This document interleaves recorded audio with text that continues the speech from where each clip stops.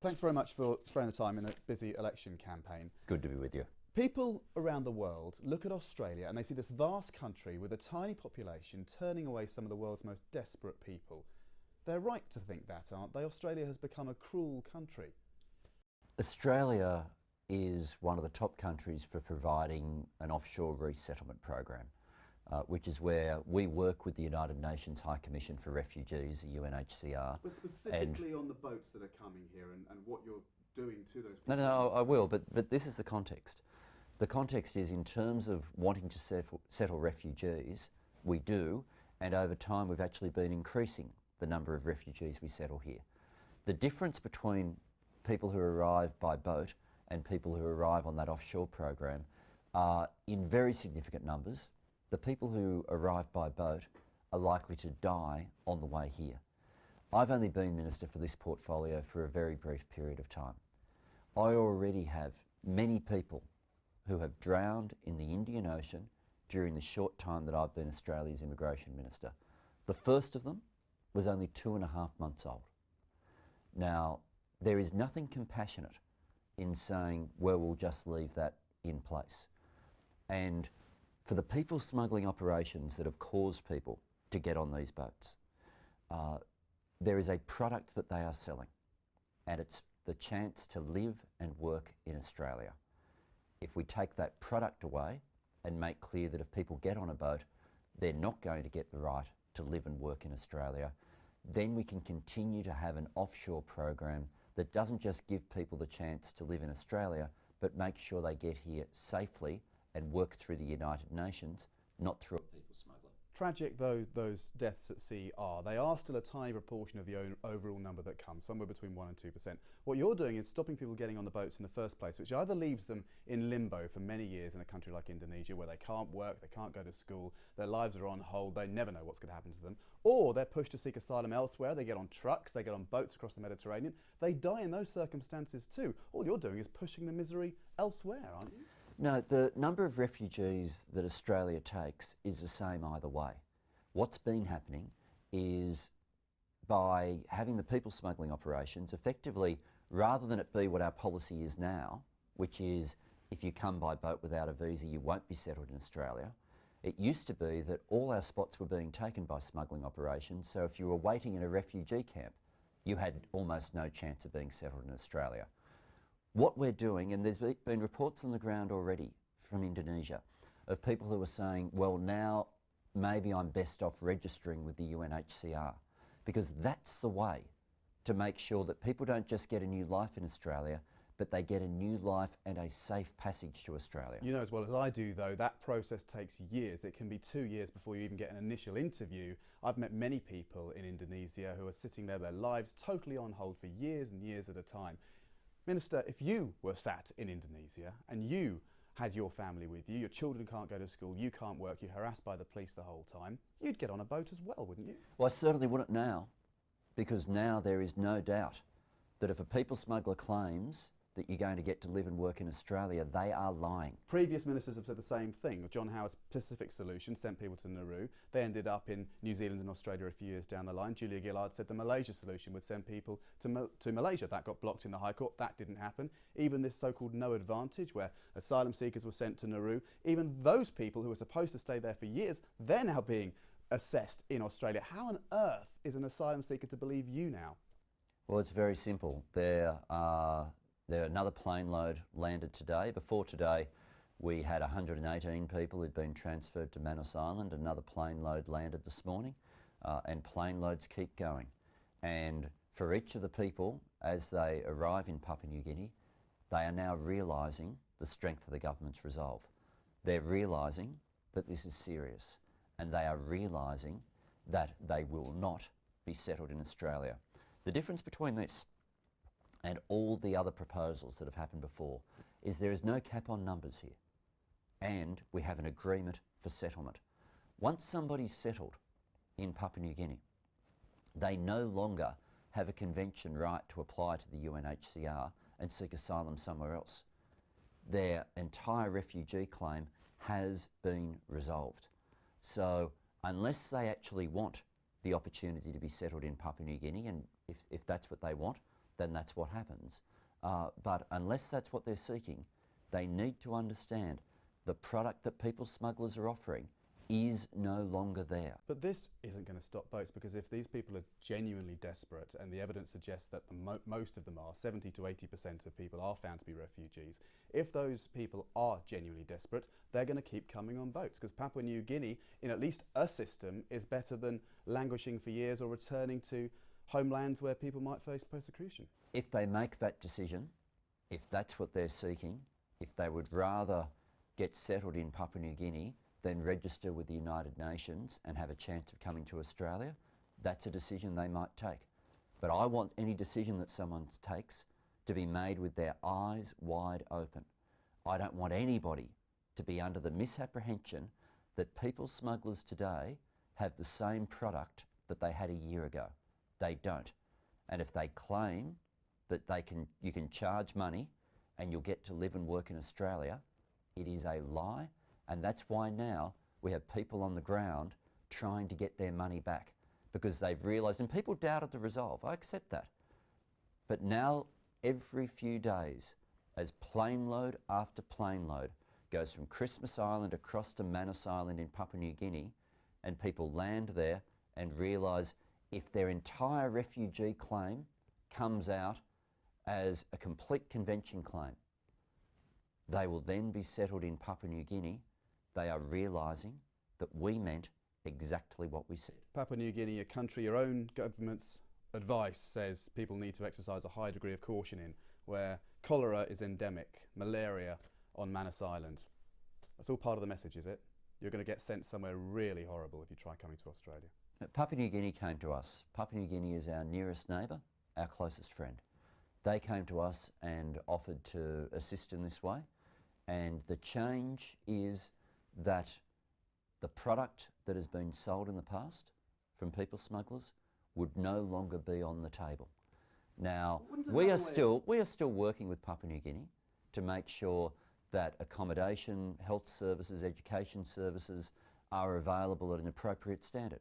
We're still, I mean, we've done that with Papua New Guinea for a long time. We're doing more extensive work as a result of this agreement.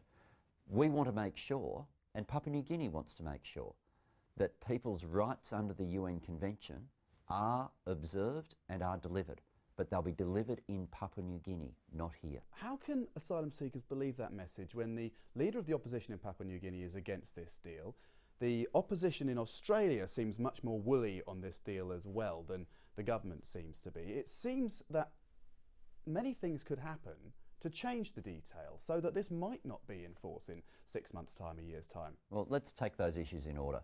First of all, the leader of the opposition in Papua New Guinea leads, it's a parliament of about 120 members.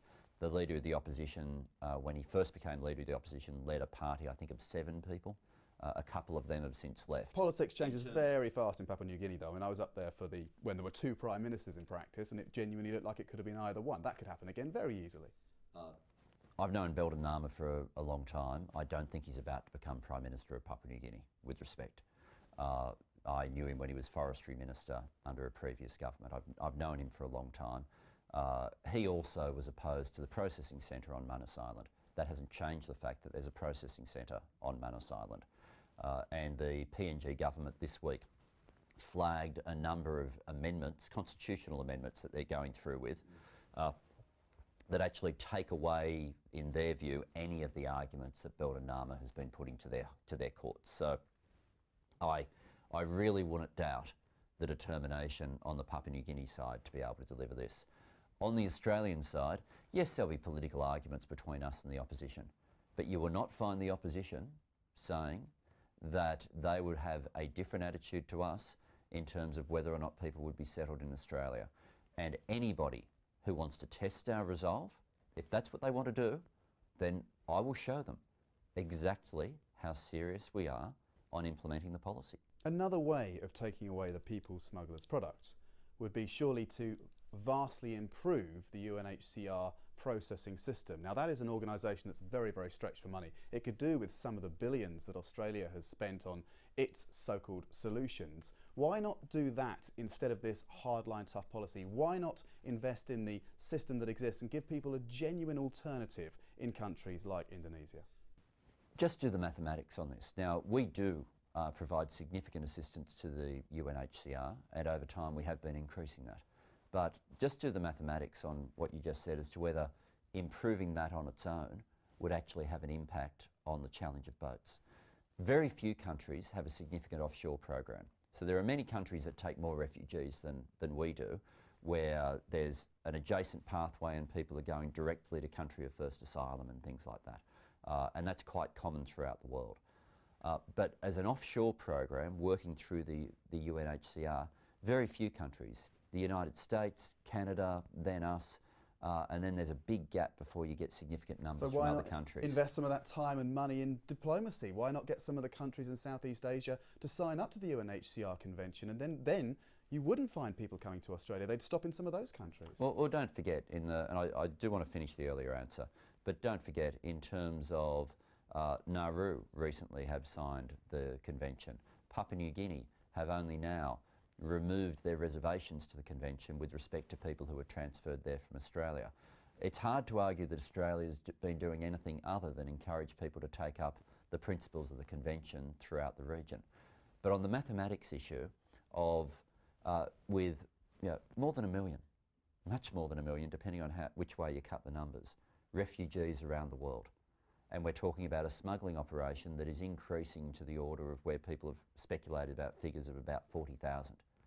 Do we seriously believe in the immediate term we would be able to provide enough resources and enough goodwill around the whole world that you would find homes within a handful of years for all the refugees of the world in a way that would stop us from having around 40,000 people who are willing to pay a people smuggler?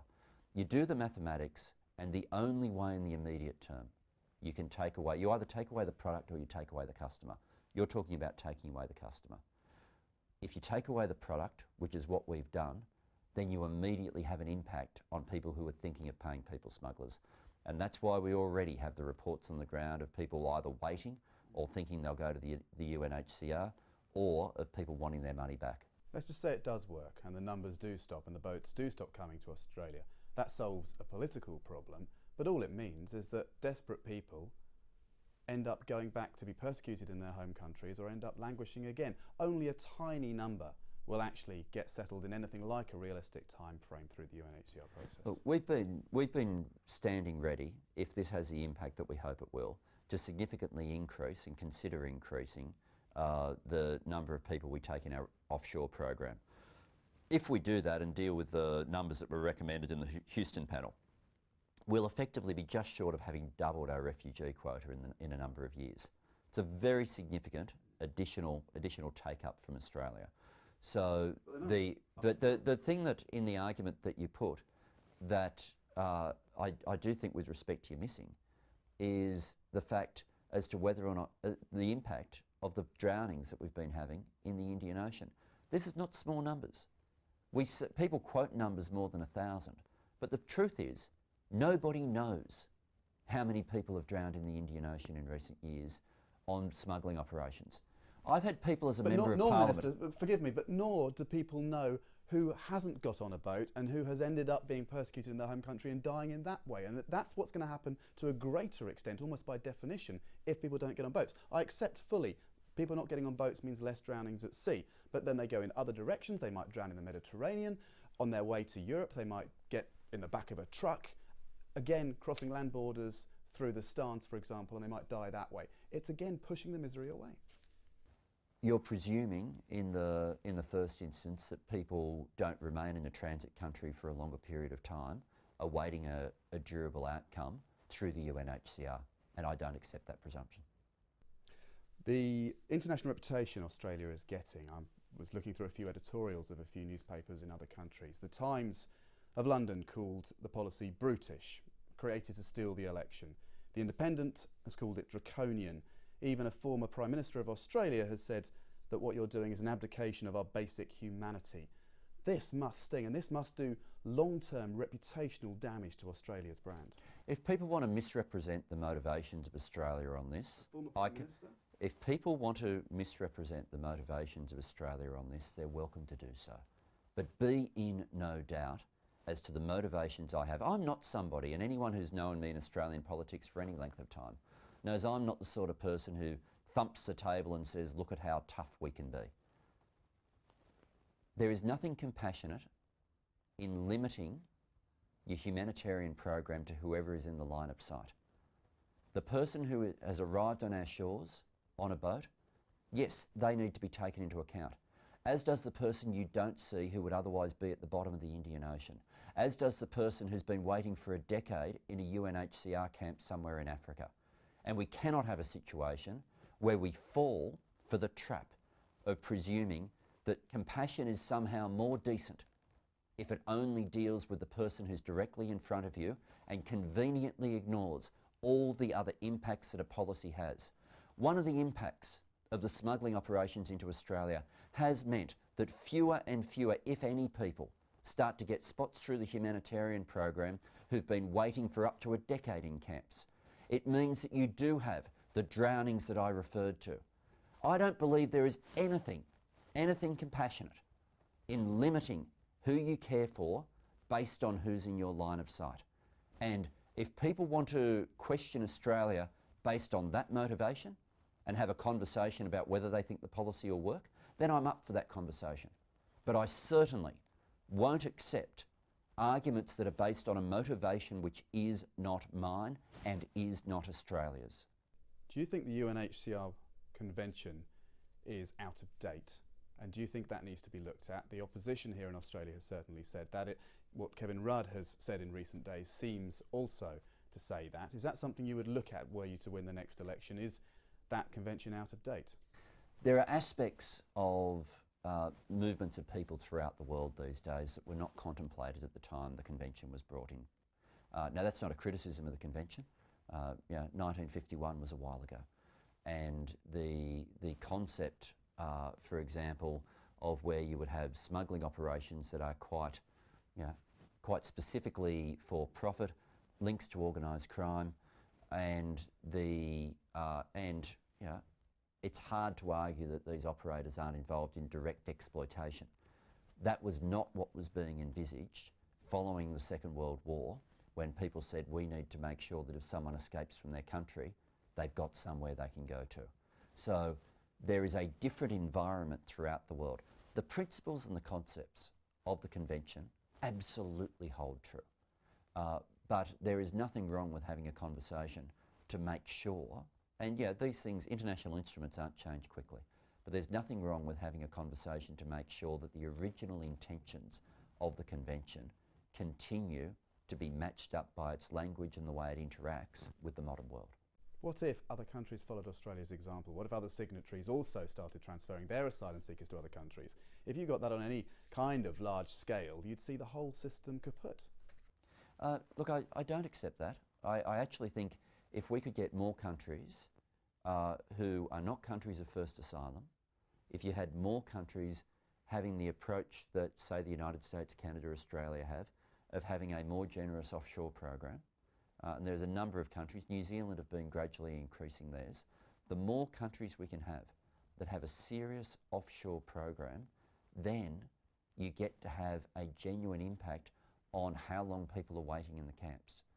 If you can get that, and people can see by registering with the United Nations and waiting in a camp, it will be a wait for a period of time, but a wait that is not eternal, then you take away one of the incentives for people to look at smuggling operations. If they look at them though, they will always ask the question, can the smuggler actually sell me what they're telling me they can sell me? And that's why we've made sure that we've taken that product away. The people that get on boats are risk takers, they're entrepreneurial, they're go-getters. They're exactly the sort of people Australia should want. Am I looking at this down the wrong end of the telescope, or are you doing yourself a disservice in the long term? You look at the Vietnamese who came here in the 70s. Huge success stories, most of them in Australia. Yeah, but don't forget regional processing with Vietnam. You can't pretend that the situation for Vietnamese refugees wasn't worked out through the cooperation of regional processing in countries like the Philippines, and then nations like Australia having a significant offshore program to help people through.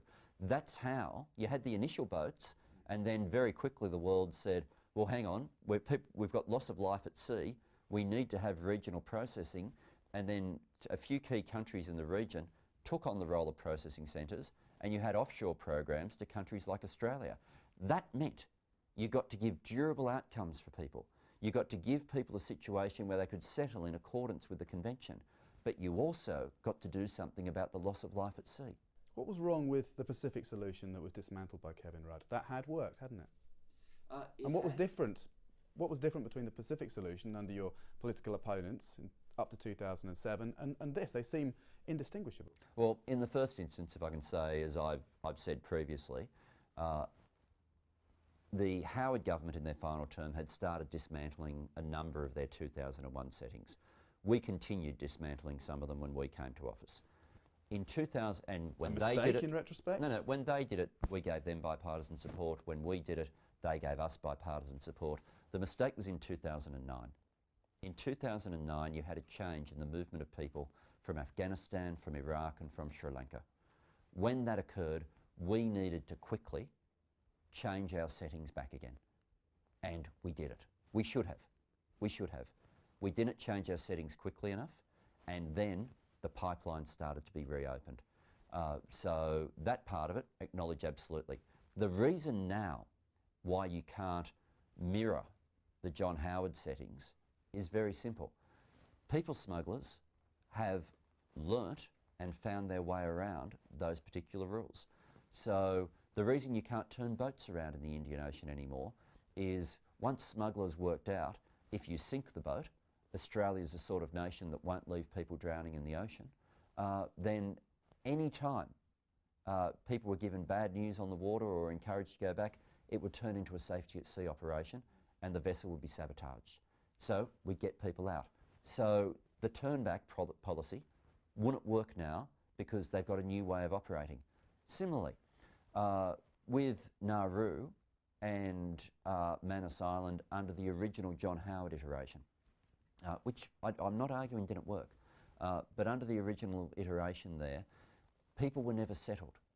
Now, the concept then was there would be other countries other than those countries that would end up coming forward. Over time, they didn't.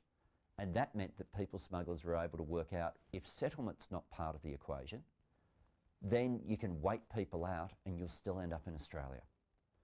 That's why the key to actually taking the product away and dealing with how the business model of people smugglers now works is to say, we'll take away the concept of settlement in Australia by fully satisfying the convention in another country. That's what Papua New Guinea have agreed to and what in a more limited form Nauru have agreed to. What you described in 2009 was effectively push factors creating more people heading south. Next year we're going to be seeing the drawdown of coalition troops in Afghanistan. That surely is going to push more Hazaras out of Afghanistan. Is that not also going to put people back into Indonesia, potentially back onto boats? That is another consideration that perhaps isn't given enough credence here, push factors as well as pull factors. That's right, and both are real, and you can't ignore either.